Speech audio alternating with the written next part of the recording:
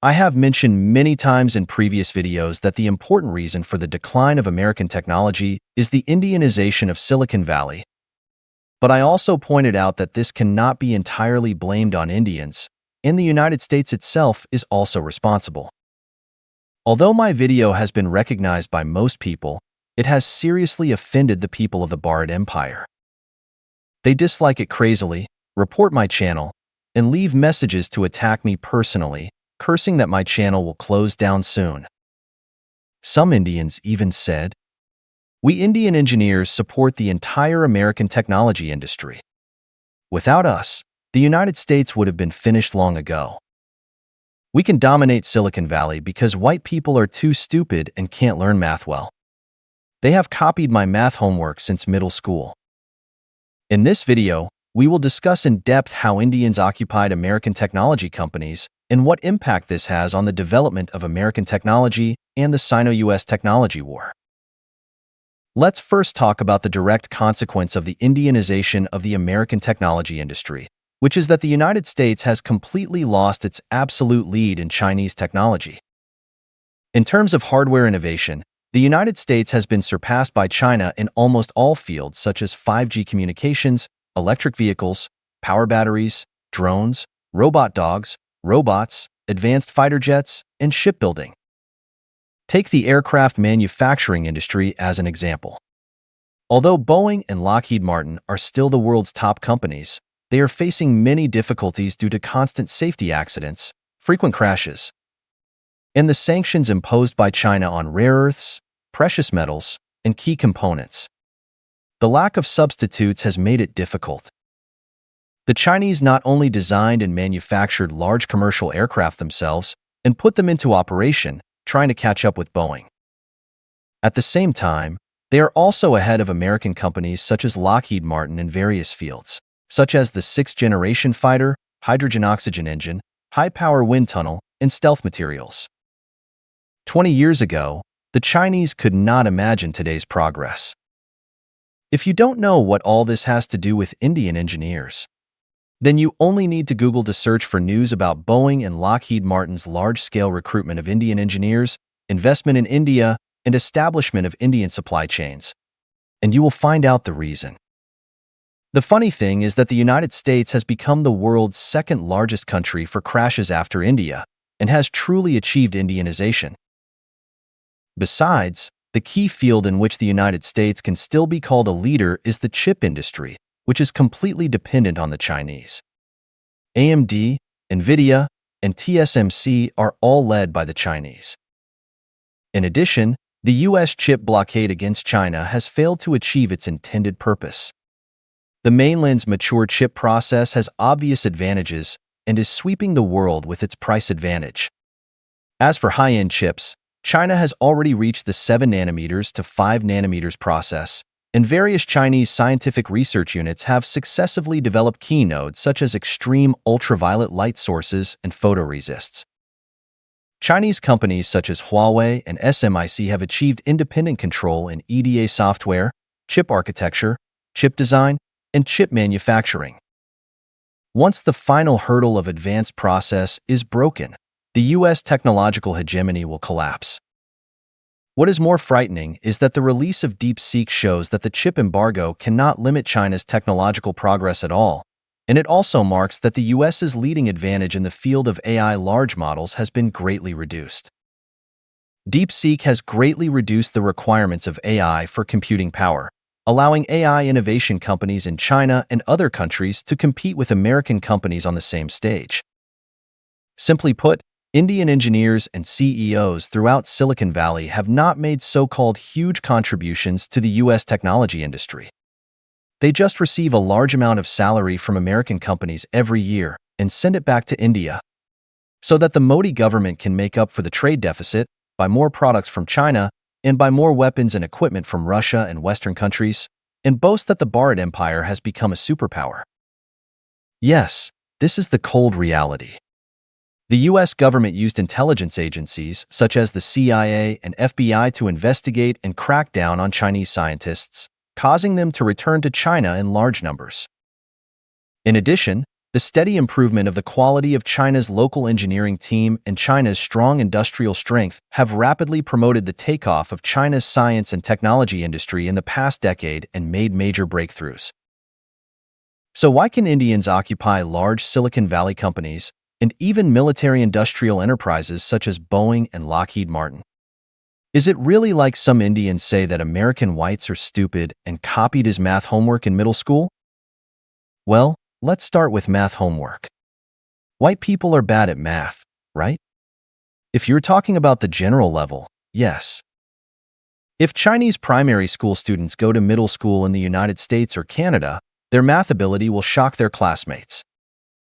But we need to understand that most of these so-called white people who are not good at math are engaged in occupations such as farmers, truck drivers, auto mechanics, supermarket cashiers, and delivery men.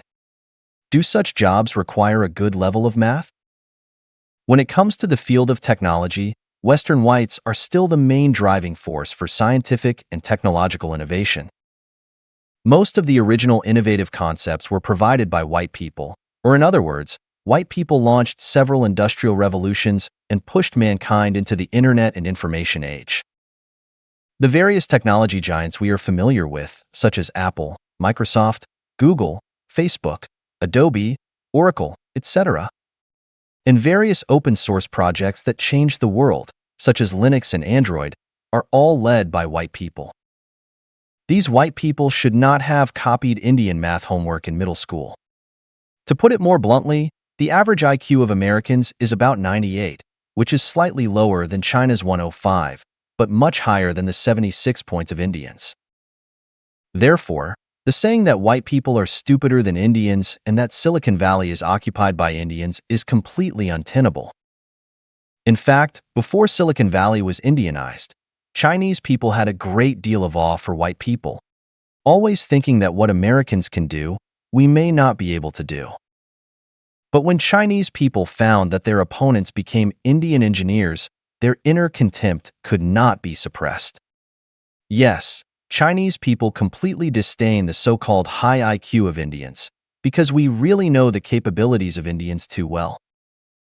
As a programmer, I can say very responsibly that most of the Indian engineers I have come into contact with have very low coding skills and are completely unable to match their positions. I would rather rewrite it completely myself than use their shitty code. But after more contact, I understand why they can occupy Silicon Valley, which is about the biggest advantage of Indians. Good at bragging, forming cliques, and completely ignoring the rules. Let's assume that Alex, a boy from an ordinary white family, was born in a middle-class community. So what does he need to pay to become an IT engineer in Silicon Valley? He needs to study harder than his classmates since elementary school and enter a good middle school. Sadly, many good schools in the United States are private, and if they cannot get scholarships, it is difficult for ordinary middle-class families to afford it. Therefore, we can only assume that Alex entered a medium-level public middle school and relied on his own diligence to get into a medium-rank university. He needs to face high tuition fees. Yes, unless you are a 1 in thousands full scholarship winner. Otherwise, you will find that you are burdened with a lot of student loans after graduating from college, and you need to find a good job immediately to repay the debt. Alex, an IT graduate from a non-famous school, came to Silicon Valley with the goal of seeking a basic position such as a junior programmer in an unknown company. However, you find that the person interviewing you is an Indian who speaks Curry English. He points fingers at your interview performance and then recruits another Indian who also speaks Curry English. Because this Indian job seeker graduated from the famous Indian Institute of Technology. Alex returned to the apartment, and his self-confidence was greatly hit.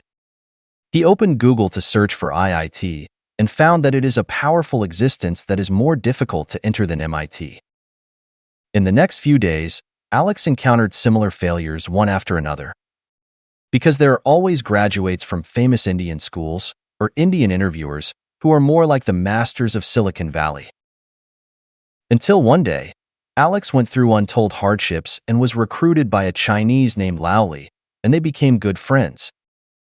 Laoli told Alex that the Indian supervisor did not recruit you, not because you could not meet the recruitment requirements, but because he would not recruit anyone except Indians. Yes, he was able to become a supervisor because of the promotion of his Indian fellow countrymen, and he must give special care to Indian job seekers.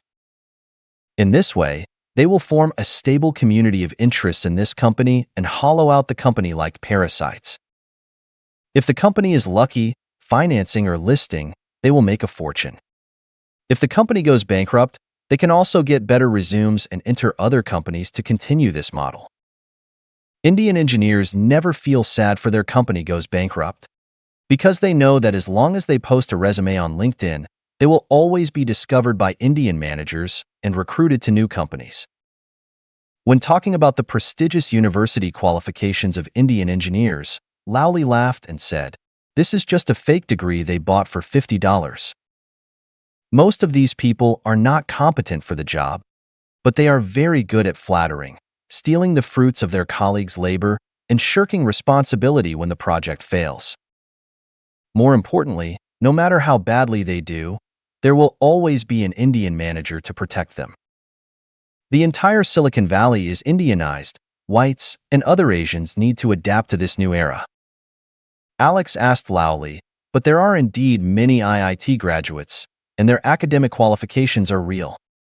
Lowley asked in return, "Since the Indian Institute of Technology is so excellent, its dozens of branches train a large number of engineers every year. Why doesn't India have a well-known IT company, and India is at the bottom of the industrial chain in the global division of labor system?"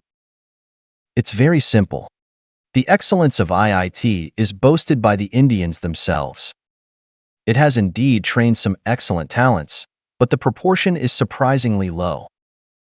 Compared with China, which also has a population of 1.4 billion, there are well-known software such as TikTok, WeChat, CapCut, Shein, Temu, Rednote, DeepSeek, and well-known hardware companies such as Huawei, BYD, DJI, and Unitree. What does India have? They can't even build their own country well, so how can they build the United States well? What major contributions have Indian engineers or CEOs made to Silicon Valley? I want to ask, compared with their huge number, can anyone list their achievements? Lowley continued to tell Alex that the cost of American college is too high, so they choose majors such as finance, lawyers, and doctors, and make money quickly after graduation. The opportunity cost of them going to Silicon Valley to be IT engineers is too high. Because India has 1.4 billion people, and there will be a large number of IT graduates every year, and India itself cannot provide enough jobs. These Indians can only find ways to enter the United States and other Western countries to seek job opportunities. They are good at bragging, fraud, and deceiving their bosses. They form gangs and push Indians to become supervisors, compete unfairly, recruit more Indians, and form a stable community of interests. This kind of competition that ignores ethics and rules makes Indians invincible in the workplace, resulting in a large number of white and Chinese people with real technical capabilities being marginalized. Chinese engineers can return to China to build their own country, but poor white engineers are the biggest victims. Yes, I am actually reluctant to make videos longer than 10 minutes because it will make me very tired and affect other work. But I have to tell a story to explain how Indians occupied Silicon Valley through unfair competition. In fact, Indians have monopolized the business of many small cities in Canada by the same unfair competition, which is another tragedy. This video ends here.